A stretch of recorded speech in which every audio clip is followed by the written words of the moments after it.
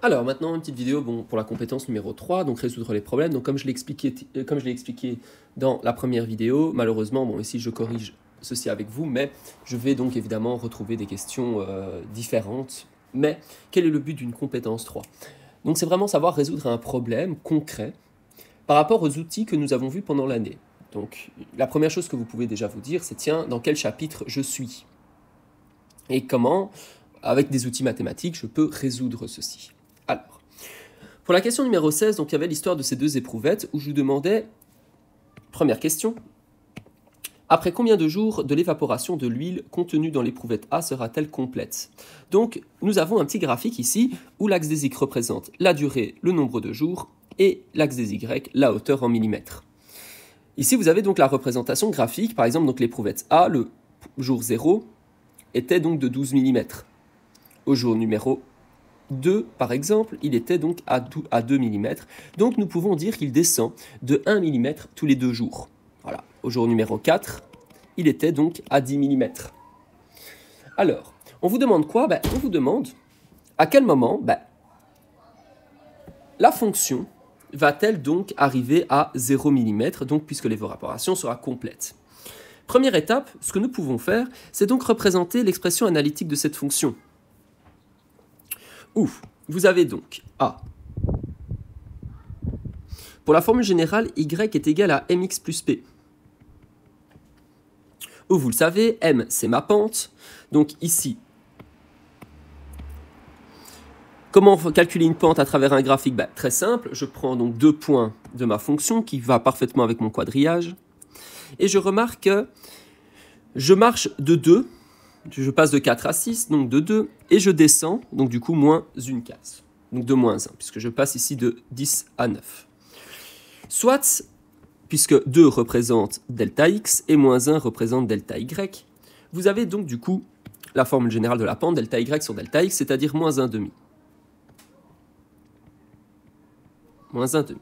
Et p, son ordonnée à l'origine que vous avez ici, c'est-à-dire 12. Donc 12 qui est son ordonnée à l'origine.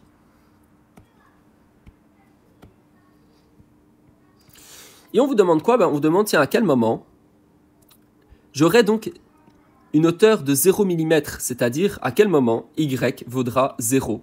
Pour quelle valeur de x y va devoir valoir 0. Donc je peux remplacer y par 0. Donc si y est égal à 0, cela implique que dans ma formule générale de y est égal à moins 1 demi x plus 12, nous allons remplacer y par 0, donc 0 est égal à moins 1 demi x plus 12. J'isole x, alors mon moins 1 demi x va devenir 1 demi x, puisque ma soustraction deviendra une addition.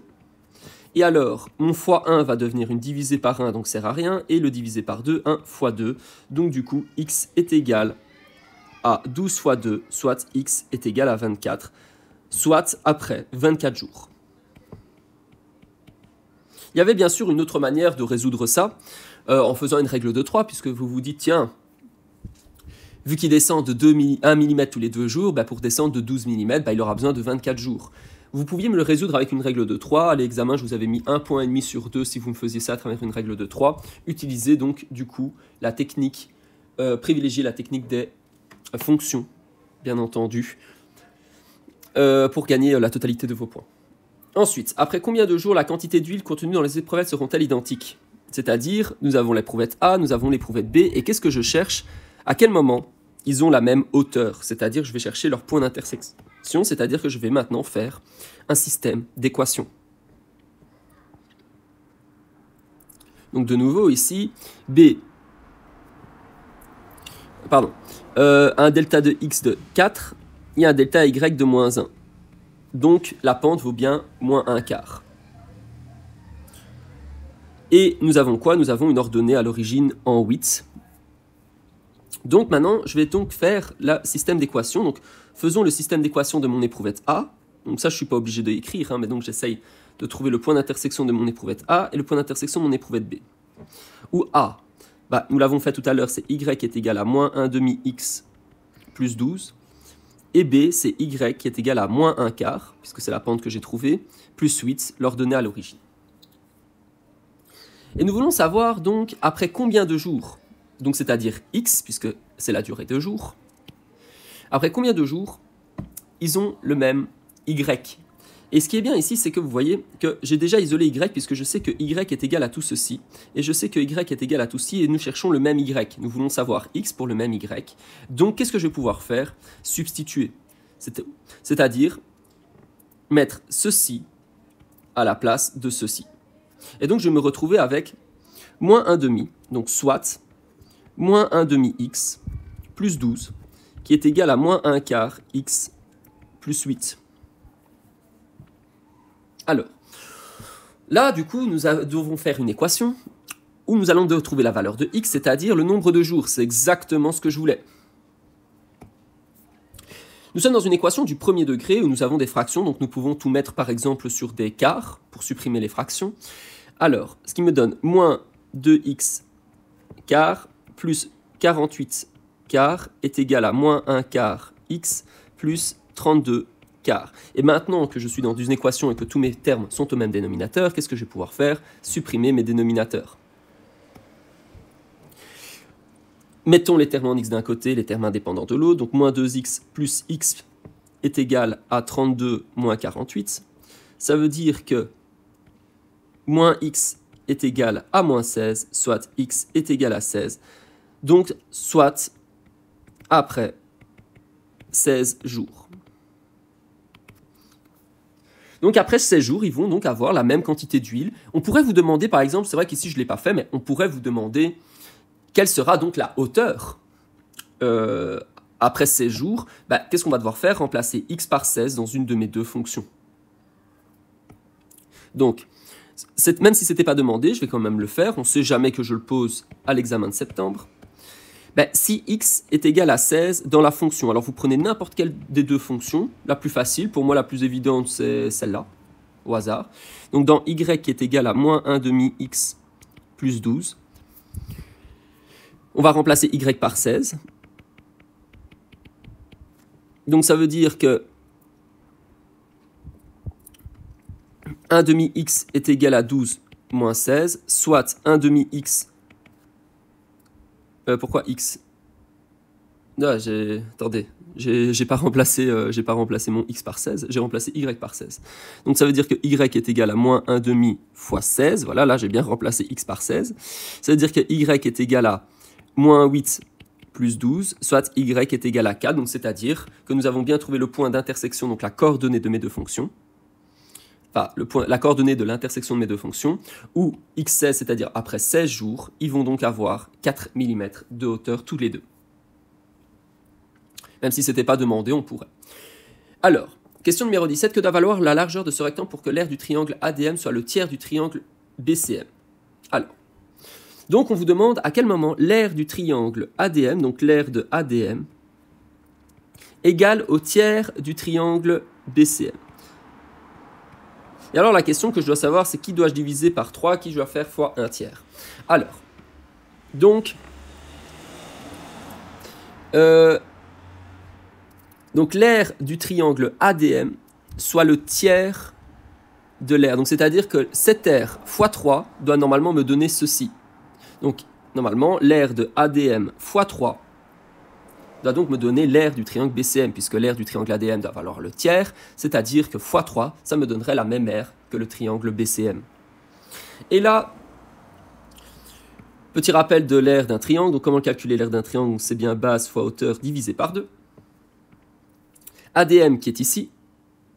Alors, on va compléter notre schéma, puisque je sais que c'est un rectangle, je sais que ça vaut x. Comme ceci a le même symbole que ici, ça veut dire ça fait ça. Que vaut cette largeur? Donc si ceci vaut 30, ça veut dire que ceci vaut 30 moins x, donc c'est-à-dire ici 30 moins x. Et là, normalement, j'ai toutes les longueurs, à part évidemment les hypoténuses, mais ça, à part utiliser Pythagore. Mais nous n'allons pas le faire, enfin, c'est pas le but.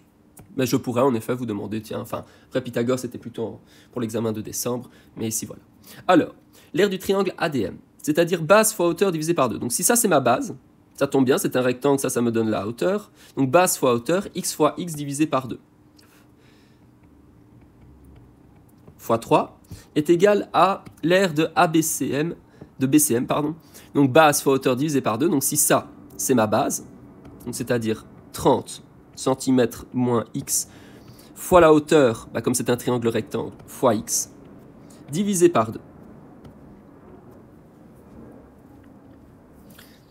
Ce qui me donne, donc du coup, x fois x carré fois 3, donc 3x carré, divisé par 2, qui est égal à 30x moins x carré, le tout, divisé par 2. Et comme je vous l'ai dit dans les précédentes vidéos, donc, vu que nous sommes dans des équations, et uniquement parce que je suis dans des équations, nous pouvons supprimer les dénominateurs, puisque tout mon membre de gauche est sur 2, et tout mon membre de droite est sur 2 également. Nous sommes dans une équation du deuxième degré, donc qu'est-ce qu'il va falloir faire ? Tout mettre d'un côté, dans un membre égal à 0, et factoriser le membre si possible, c'est-à-dire 3x carré plus x carré est égal à 30, soit 4x carré moins 30 est égal à 0. Je ne sais pas pourquoi j'ai gardé le 30 ici, j'aurais pu mettre directement là. Nous pouvons du coup maintenant factoriser ça. Hop, voilà, je vais continuer ici. Je peux mettre 2 en évidence, donc 2 fois x carré moins 15, qui est égal à 0. Je factorise ce membre, donc c'est-à-dire 2, comme c'est un binôme conjugué de x plus racine carrée de 15, et x moins racine carrée de 15, qui est égal à 0. Nous avons donc du coup deux solutions, puisque le facteur, donc bien analyser facteur par facteur, puisque si un facteur vaut 0, tout vaudra égal 0, règle du 0 absorbant. Donc ici, j'ai pas de solution, puisque je n'ai pas de variable. Ici, je sais que x doit valoir moins racine carrée de 15, et ici, je sais que x doit valoir donc racine carrée de 15. Nous avons trouvé deux solutions possibles, sauf qu'il va falloir réfléchir, puisque x est une longueur, et je ne peux pas avoir une longueur négative. Donc il va falloir retirer cette solution, et donc x doit valoir donc racine carrée de 5. Donc, la largeur doit valoir racine carrée de 15 cm. Fini. Ensuite, pour calculer la hauteur du bâtiment, M. Wallerand a planté un bâton de 3 mètres perpendiculaire au sol à 27 mètres du bâtiment. Donc, première étape, schématisons. Donc ça, j'ai le bâtiment. Donc ici, ça, c'est mon bâtiment. On n'est même pas obligé techniquement d'écrire en français. Et nous sommes à... Et j'ai planté un bâton de 3 mètres à 27 mètres. Et donc ici, hop, nous avons du coup 3 mètres. Et donc ça, c'est mon bâton. Alors, ensuite, il a continué et s'est arrêté 3 mètres plus loin. Voilà. Où il a vu que le sommet du bâtiment était désormais parfaitement aligné avec la pointe du bâton. Il a pu mesurer cette hauteur en prenant compte qu'il faisait lui-même 2 mètres de haut. Ah. Donc, la pointe du bâton est donc parfaitement alignée maintenant, ici. Et je dois prendre en compte que je fais 2 mètres de haut. Voilà. Donc ici, j'ai bien 2 mètres. Donc pour l'instant, nous avons ceci. Et moi, la valeur que je cherche, c'est la hauteur du bâtiment x. Donc maintenant, je vais supprimer le mot bâtiment. Je vais supprimer le mot bâton. Il ne sert plus à rien. Hop, voilà. Et ça, c'est déjà donc la représentation graphique de c'est la schématisation de mon énoncé. Et puis, je me rends compte que j'ai un problème. Pourquoi ? Parce que, qu'est-ce que je vais devoir utiliser ? Et là, c'était là pour moi la difficulté. C'est pour ça que je vous avais dit que rien que ce schéma valait 2 points. Rajouter une petite droite ici, parallèle, à la base. Puisque maintenant, cette longueur égale à cette longueur, qui est égale à cette longueur, qui vaut donc 2 mètres. Nous pouvons chercher x, la hauteur du bâtiment, plus 2. Ici, au lieu d'avoir 3 mètres, puisque ceci valait 3 mètres, c'est-à-dire qu'ici vaut 2 mètres, et ici, le petit bout qui dépasse, 1 mètre.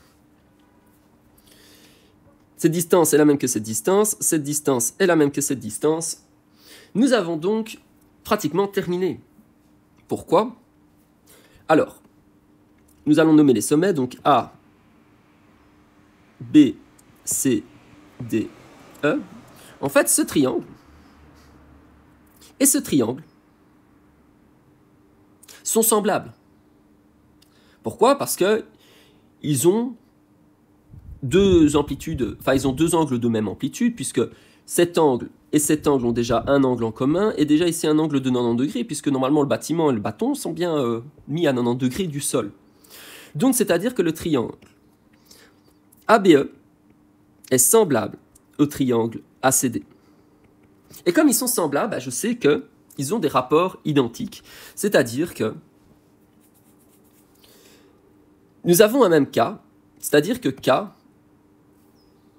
donc soit K égale, puisqu'on va calculer le rapport de similitude, s'ils sont semblables, comment est-ce que je passe du petit triangle au grand triangle? Eh bien je sais que la longueur, donc c'est la longueur de DC divisée par la longueur de EB, qui est égale également à la longueur de AC divisée par la longueur de AB. Je pourrais même compléter, même si ce que je marquais est inutile, mais je sais également que AD, la longueur de AD, égale divisé par la longueur de AE. Et tout ceci, normalement, est censé donner mon rapport de similitude. Donc j'ai bien fait le rapport de deux côtés homologues. La longueur de DC, alors maintenant remplaçons par rapport à ce que nous connaissons. La longueur de DC, je ne sais pas, c'est mon X. C'est ce que je vais devoir chercher. La longueur de EB vaut 1 mètre. La longueur de AC vaut 3 plus 27 mètres, soit 30 mètres. Et la longueur de AB vaut 3 mètres. Et la longueur de AD, divisée par la longueur de AE, je connais ni l'un ni l'autre, je ne vais pas m'amuser à calculer l'hypoténuse d'un triangle rectangle, alors que j'ai toutes les informations nécessaires, puisque notre égalité est ici. Où nous avons donc plus qu'une seule inconnue, donc c'est-à-dire que x divisé par 1 est égal à 30 divisé par 3, soit x est égal à 10. Donc, si ceci vaut 10 mètres, le bâtiment fera donc 10 plus 2, soit 12 mètres. Soit le bâtiment mesure 12 mètres. Fini. Vous voyez qu'en termes de calcul, il n'y avait pas grand-chose. Maintenant, évidemment, la difficulté, c'est savoir schématiser. Utilisez un schéma, écrivez le strict minimum. Je ne veux pas que vous me dessiniez des fenêtres, je ne veux pas que vous me dessiniez un petit bonhomme. Dessinez-moi des longueurs. On parle de longueur, on doit donc rendre les choses concrètes, abstraites mathématiquement, d'où l'utilité en fait des mathématiques. Développer des outils, enlever le superflu. En espérant que ces vidéos vous aient été utiles, donc vous voyez que vous avez encore pas mal de choses à voir. Regardez quelles ont été vos difficultés par rapport donc à les photos de votre examen. Je peux répondre à vos éventuelles questions si vous en avez. Maintenant, je ne répondrai évidemment pas aux questions qui se trouvent dans ma vidéo. Enfin voilà, de toute façon, j'imagine que si vous êtes arrivé à ce stade, à moins d'avoir cliqué au hasard et d'avoir drag jusqu'à la fin de ma vidéo, mais c'est ce que vous avez fait. Donc ici, posez-moi un maximum de questions. Petit rappel, donc, au lieu d'avoir 10 pages d'examen, vous en aurez plus que 3, peut-être une 4e. Les questions vont être beaucoup plus courtes. Je développe par compétences. Soit vous savez, soit vous ne savez pas. Puisque les résultats durant l'année, décembre et juin, n'ont pas suffi pour que vous passiez en mathématiques. Sans vous mettre la pression, il faudra donc tout miser pour l'examen de septembre. En espérant que vous vous y preniez sérieusement. Vous avez le droit à vos vacances, bien entendu, mais malheureusement, ce ne sont pas des vraies vacances. Vous avez encore du travail à fournir, en tout cas d'un point de vue mathématique, et peut-être encore dans d'autres domaines. Tout dépend de vos examens de passage. Ne comptez pas sur moi pour vous faire une fleur, avec des résultats exécrables. Je pense que je mets tout, je fais en sorte que vous ayez quand même tous les outils pour faire ceci. Donc s'il y a un manque de travail clair et net de votre part, ce sera indiscutable. Et je le verrai directement, puisque je vous dis que la question, la C2, ce sont les mêmes types d'exercices, c'est juste que je change les énoncés de départ. Donc si je vois qu'il y a des chapitres que vous n'avez pas abandonné, que vous n'avez pas fait, vous avez mal géré votre temps d'études, de travail, ne venez pas vous plaindre, vous avez encore plus de 4 semaines devant vous pour me montrer de quoi vous êtes réellement capable et de me dire est-ce que je peux être en 4e ou pas. Je vous souhaite de toute façon une bonne merde et force à vous, on se voit donc du coup en septembre.